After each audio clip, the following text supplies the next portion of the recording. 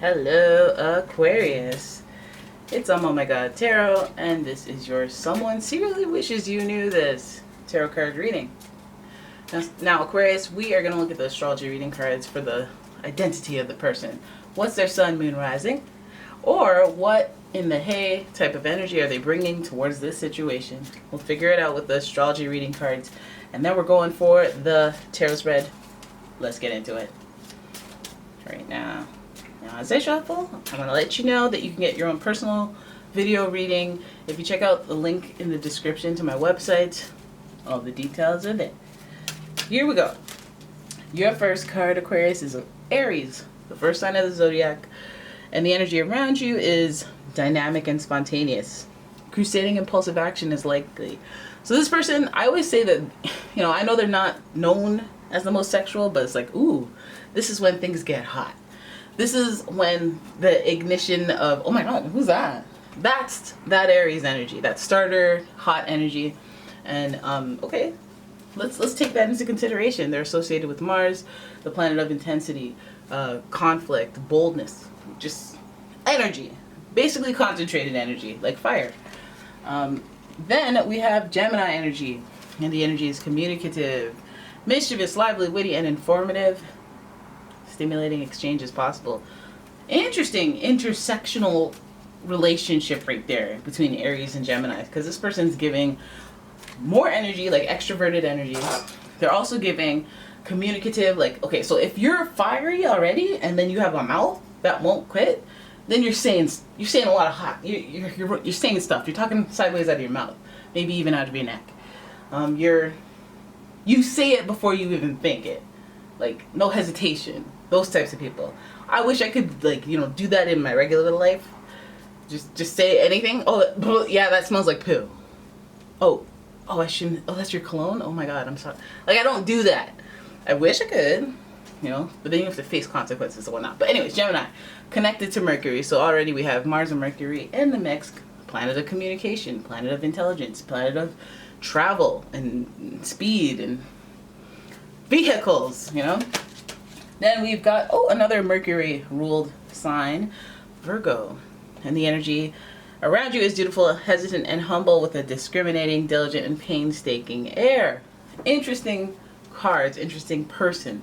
Their character feels very like, you're zesty, but you're also very private and secretive, which means you probably have insecurities. Yeah, and you're probably a little, critical. This person's probably hypercritical. Maybe what they say too quickly is that little thing that I did, when I talked about poo. Like, they probably do that. Because Virgo energy is like, okay, here's how, if something's not perfect, they're going to articulate, oh, that's not perfect because of this.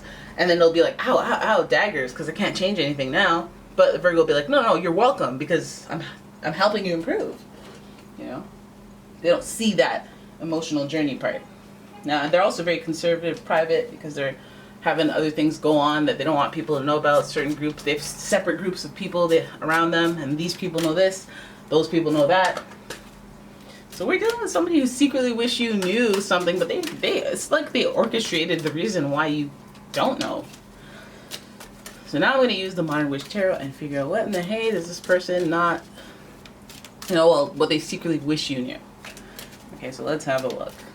I'm giving a little bit more of a shuffle, because I see that Virgo energy and I'm like, oh, ooh. All right, Mars and Virgo, Gemini, Virgo. Mars and Mercury, Gemini, Virgo. All right, Aries. What do they secretly wish Aquarius knew? Boom. Oh, nostalgia. So this person has some historical memories that they refer to, that they reference, and they're referencing now.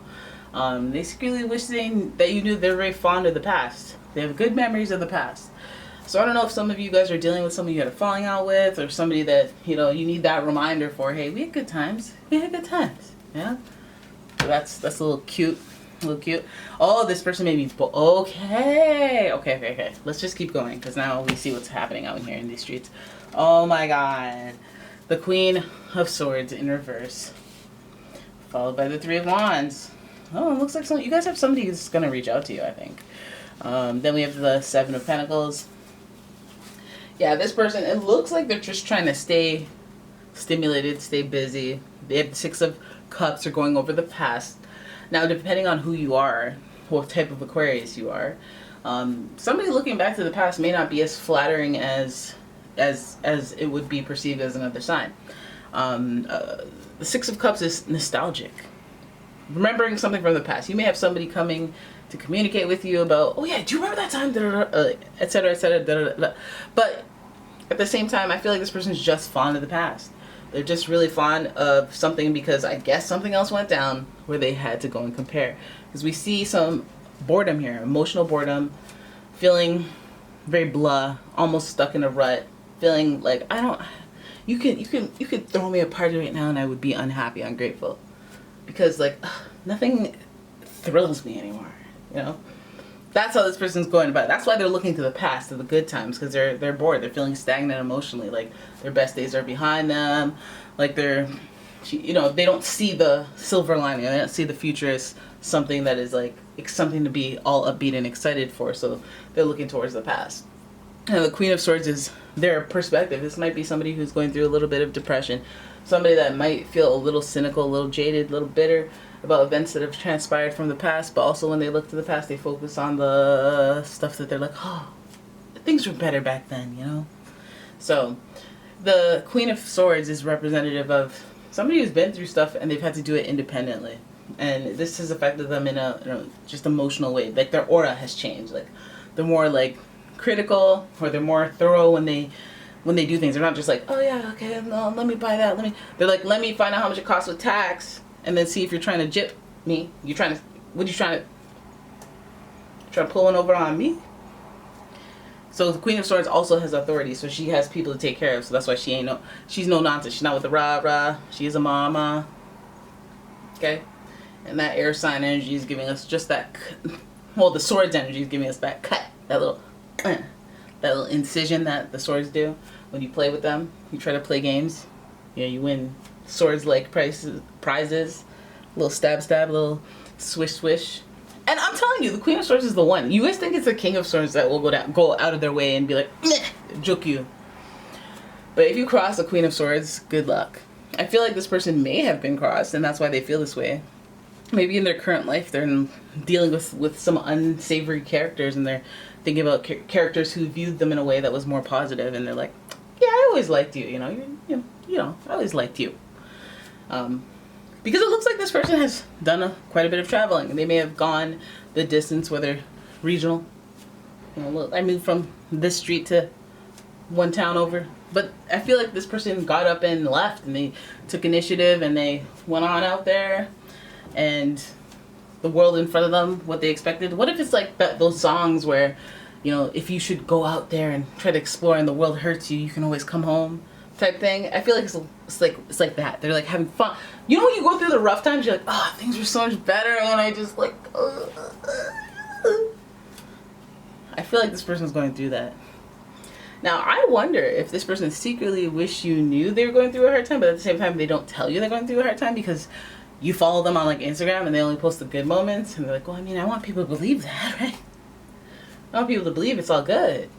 But at the same time, they may have some issues, and those issues may revolve around what? Money. Seven of Pentacles has this person wandering. Again, wandering. Again, referencing the past, thinking about the past, because the future is having some technical difficulties, whether it may be a cash flow problem, or just kind of like the scenery is giving me non-inspiration. And so I need to change that up, or I need to find the source of where my inspiration and motivation come from. And people usually do the home recharge. Let me go home and just reset for a second. You know what I mean? And let me go to my childhood city and just try to remember who I am, and then maybe I'll know how to go forward. But the Seven of Pentacles is at least making it clear that, oh yeah, this is about money. Is it about money that they need? Are they struggling for money? It doesn't show that. It just shows that maybe they're doing well, but they're just emotionally, again, unsatisfied. And because of the city, I'm all cynical and jaded. I need a fresh change. I need a change of scenery, or I need something to look forward to into the unknown, but that feels good or feels thrilling. Now, I'm wondering if this person is coming, I'm wondering if this is the journey, the emotional journey, for them to ask you for some money, if that's what they're doing. Let me go back rub your little fond memory boat. Let me warm it all up. Be like, remember that time I lent you $30 back in grade 9? Like, wow, I can't even believe that was so much money back then, you know?